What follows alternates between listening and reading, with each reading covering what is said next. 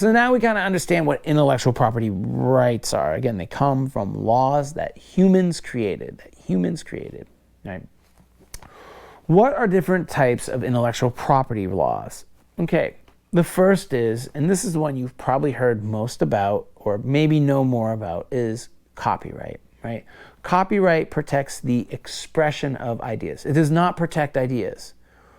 It protects the expression of ideas. So the physical or the digital form that an idea takes. So movies, books, sound recordings, musical notations, compositions, 3D sculptures, models, dance and choreography, architectural drawings, etc. Okay?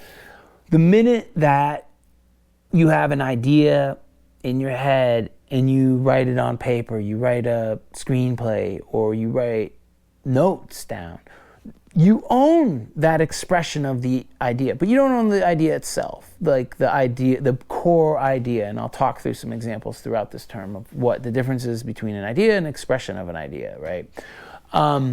Patents protect ideas, or ideas about useful innovations and inventions. We've probably most commonly or most recently heard a lot about patents in regards to the whole COVID vaccines and these, pharmaceutical companies saying, oh, we'll waive our patents. And then they go, forget, we're going to just sue each other because that's what we do.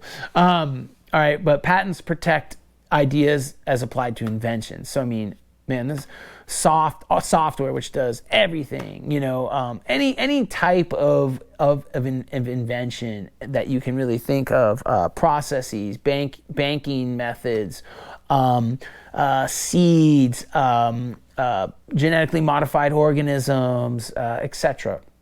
And then we have trademark. You can't probably see that. I've got a little Nike. Yeah, this is my sister's distillery in Maine, Wild Bevy, right? These are logos, right? Like brands, that we associate ourselves with and we wear on our bodies and we identify with in so many ways. Like we feel like connected to these brands, right? These are symbols, catchphrases, names, colors, smells, holograms, right? That represent the provider of goods and services to prevent consumer confusion in the marketplace. Now, then we move on to something I won't talk about a lot, which is trade secrets. Trade secrets are a way to protect ideas for a long time. The recipe for Coca-Cola. Listen, you could patent a recipe for Coca-Cola, but it would expire after 20 years.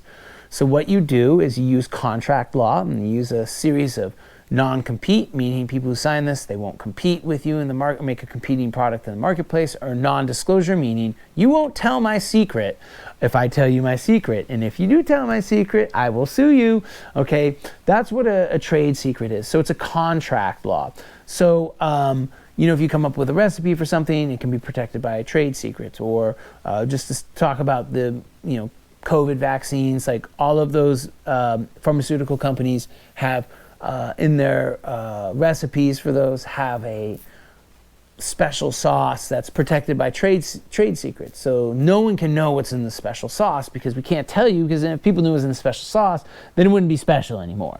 In my hometown, a woman made a hot dog relish. It was called Flo's Relish, and she never told anybody the recipe. She locked it away, and she wouldn't even tell her daughter until she was on her deathbed. That's a trade secret. I mean, she didn't use contract law, but she kept her secret. That gave her a competitive advantage in her market, right? And she, you would use various types of contracts to protect yourself. And this is so you don't have to reveal how you do something, so you can have an edge in the marketplace for a long time. Okay, contract law is not intellectual property law, but it is used a lot in intellectual property law protection. Whew.